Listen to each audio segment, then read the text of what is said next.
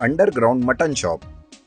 राजापुर नामक गांव में किशन नाम का एक मटन का व्यापारी रहता था। उसका एक अंडरग्राउंड का मटन शॉप था। वह मटन बहुत सस्ते दाम में बेचा करता था, क्योंकि वह मरे हुए बकरियों का मांस बेचा करता था। इस बात से अनजान बहुत सारे लोग मटन बहुत ही सस्ते भाव में मिल रहा है, इसलिए उसी के पास से खरीदा करते थे। एक दिन एक कस्टमर आता है और कहता है, किशन जी, मुझे 1 किलो मटन चाहिए। आप अपने अंडरग्राउंड मटन शॉप से लाकर मुझे दीजिए। इस गांव में आपके अलावा कोई और इतने सस्ते दाम में नहीं देता। इसका कारण क्या है? आप इतनी सस्ती भाव में मटन क्यों बेचते हैं? ऐसा कुछ नहीं है भाई, मैं बाकी व्यापारियों की तरह मुझे लाभ कमाने का लालच नहीं है। कस्टमर को मैं भगवान स्वरूप मानता हूँ और मैं उन्हें धोखा नहीं देता। उनको खुश रखना ही मेरा पहला कर्तव्य है। आजकल की दुनिया में आप जैसे अच्छे व्यापारी बहुत कम देखने को मिलते हैं। लाभ के बारे में ना सोचकर कस्टमर के सुविधा के अनुसार व्यापार करना आपको ही आता है। ठीक है साहब, अभी चलता हूँ। आप और आपकी मटन शॉप हमेशा सलामत रहे। इस तरह कस्टमर के जाने के बाद किशन अपने मन में सोचता है, हाँ ठीक है, यह कस्टमर की बातें है। सस्ते भाव में मिल रहा है इसलिए खरीद रहे हैं, लेकिन माल कैसा है कोई नहीं देख रहा। पागल लोग, मरे हुए बकरियों का मांस बेच रहा हूँ। अगर यह बात जानेंगे तो उल्टियां कर करके मर जाएंगे। मैं और मेरा व्यापार हमेशा सलामत रहे, ऐसे दुआ भी देकर जाते हैं। अगर मैंने ज्यादा भाव बढ़ा दिया ना, यही लोग मुझे डांटते हुए आएंगे। बेकार कहीं के। तभी उसी शाम राजा जी नाम का एक कस्टमर किशन की दुकान में आता है। उसे देखकर किशन अपने मन में सोचता है, अरे अब क्या करूं? मटन तो खत्म हो गया। अब यह पूछेगा तो क्या दूंगा? हाँ, ये ठीक रहेगा। मैं इसे कुत्ते का मांस दे देता हूँ। किशन जी, मुझे 1 किलो मटन दीजिए ना। आपके यहाँ पे मटन बहुत अच्छा मिलता है, इसलिए मैं हमेशा आपके पास से ही मटन लेकर जाता हूँ। अरे अभी मटन खत्म हो गया है साहब, आप कल सुबह ही आ जाइए, अच्छा मटन दूंगा। अरे किशन जी, ऐसा मत कहिए, क्योंकि आज मेरे घर मेहमान आए हैं। मैं उनको मटन खिलाने का वादा कर चुका हूँ और आप मटन नहीं कह रहे हो। आप कैसे भी करके मुझे मटन दीजिए ना, नहीं तो मेरे रिश्तेदारों के सामने मेरी नाक कट जाएगी।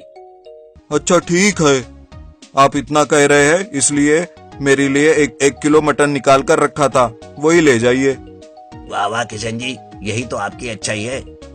जल्दी कीजिए, मुझे जाना है। इस तरह किशन राजा जी को कुत्ते का मांस दे देता है। उसके अगले दिन राजा जी को उल्टियां शुरू हो जाती है और उसकी बात भी बंद हो जाती है।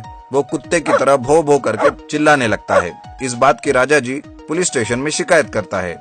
पुलिस इंस्पेक्टर कहता है, कौन हो आप? आपकी क्या कंप्लेंट है? आपको किस तरह सहायता कर सकते हैं? राजा जी कहते हैं, कौन हो आप? कुत्ते की तरह क्यों भौंक रहे हो? इंसान की तरह बातें करो ना, क्या ही ये मजाक? अरे ये क्या मजाक है? पुलिस स्टेशन को आकर कुत्ते की तरह क्यों भौंक रहे हो आप? कांस्टेबल, तुरंत इसे लॉकअप में डाल दो और इसकी धुलाई कर दो, तब जाकर इसकी पोल खुलेगी। पुलिस की यह बातें सुनकर राजा जी डर जाते हैं और हाथ जोड़कर पेपर और पेन लेकर उस पर अपना नाम और उसके साथ जो भी धोखा हुआ है उस पेपर पर लिखकर कंप्लेंट कर देता है। पुलिस राजा जी को हॉस्पिटल में पहुंचाते हैं और अपना भेष बदल कर किशन के शॉप में कस्टमर की तरह जाकर 1 किलो मटन लेकर आते हैं और उसकी जांच करवाते हैं। तब यह साबित हो जाता है कि वह कुत्ते का मांस था। तुरंत ही किशन को अरेस्ट कर लेते हैं। गोट एटीएम वाला। बलरामपुर नाम के गांव में गजोदर नाम का एक आदमी मटन बेचने का काम करता है। उसका एक शौक रहता है, वो पूरे बदन पर गहने पहनता है और वैसे ही घूमता भी है। उसका ये शौक दिन ब दिन ज्यादा ही बढ़ता है। उसे देखकर लोग भी बड़े हैरान होते हैं, लेकिन गजोदर को अब और गहने चाहिए होते हैं जो इस धंधे में वो कमा नहीं पाता। ये सोचकर वो दूसरा धंधा करने की सोचता है, लेकिन उसे समझ नहीं आता कि करे तो क्या करे। तभी उसकी नजर उसके पास बांधी हुई एक बकरी पर पड़ती है। अरे वाह, अगर इस बकरी के अंदर मैं बैठ सका तो मैं नया धंधा शुरू कर सकता हूँ।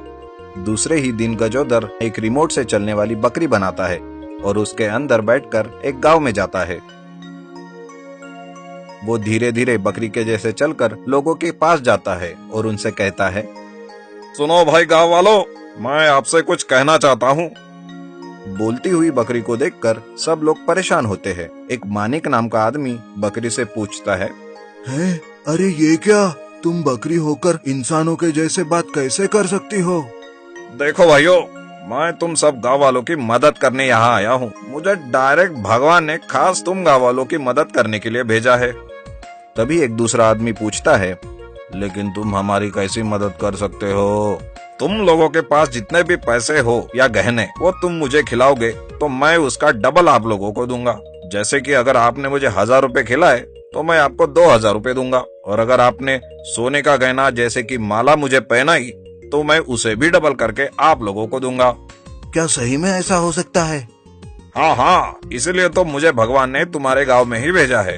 अगर आप लोगों को यकीन नहीं है तो ठीक है, मैं दूसरे गांव चला जाता हूँ और वहाँ के लोगों की मदद करता हूँ।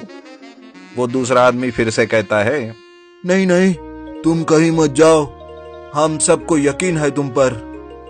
तो फिर ठीक है, जल्दी जल्दी से रुपए या गहने लेकर आओ और मुझे दे दो। ऐसा कहते ही गांव के लोग जल्दी से घर जाकर रुपए लेकर आते हैं और एक लाइन में लगते हैं। पहले मानिक 1000 रुपए बकरी को खिलाता है। बकरी वो रुपए अंदर लेकर मानिक को 2000 रुपए वापस देती है। ये देखकर सारे गांव वालों को बकरी के कहने पर पूरा यकीन हो जाता है और वो सब ज्यादा से ज्यादा रुपए बकरी को खिलाकर डबल ले जाने लगते हैं। कुछ लोग तो अपने बीवी के गहने लेकर आते हैं और बकरी को पहनाते हैं। बकरी उसके गहने भी डबल करके वापस कर देती है। पूरा दिन भर लोगों के पैसे और गहने डबल करने के बाद रात होती है और गजोदर वापस चला जाता है। इधर गांव के लोग घर जाकर अपने डबल हुए पैसों और गहनों को अच्छे से देखते हैं तो उनको पता चलता है कि वे सब नकली है। अरे ये क्या, ये रुपए तो नकली है। अरे मैं लुट गया, मैं बर्बाद हो गया। इधर गजोदर कभी इस गांव में कभी उस गांव में करते करते काफी सारा रुपया और गहने कमाता है। लेकिन एक दिन एक सांबा नाम का आदमी बकरी को नए गांव में पकड़ लेता है। अरे वाह, तुम तो वही बोलने वाली बकरी हो ना, जो पैसे लेकर डबल करके देती हो? हाँ हाँ, मैं वही हूँ। बोलो, तुम्हें भी करने हैं क्या पैसे डबल? हाँ हाँ, लेकिन डबल नहीं, मुझे तो सारे के सारे चाहिए। मतलब मैं समझा नहीं। मतलब ये कि तुम जब पैसे खाकर डबल दे सकते हो तो इसका मतलब तुम्हारे पेट में बहुत सारा रुपया होगा। मैं तुम्हें एक मटन वाले को ही बेच दूंगा और उससे काफी सारा रुपया लूंगा। ऐसा कहकर सांबा बकरी को लेकर एक मटन वाले के पास जाता है और उसे बकरी के बारे में सब कुछ बता देता है। ये सुनते ही सब गांव वाले उस मटन वाले के आजू बाजू में खड़े होते हैं। वो मटन वाला भी 1 लाख रुपए सांबा को देकर बकरी को खरीदता है।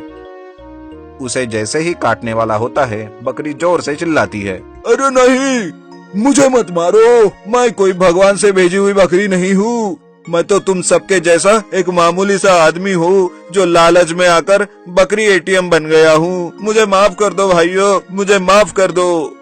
वो मटन वाला गजोदर को बकरी के अंदर से बाहर निकालता है और सारे लोग उसे पकड़कर खूब पीटते हैं। गजोदर फिर कभी दोबारा ऐसा काम नहीं करता और गांव छोड़कर चला जाता है।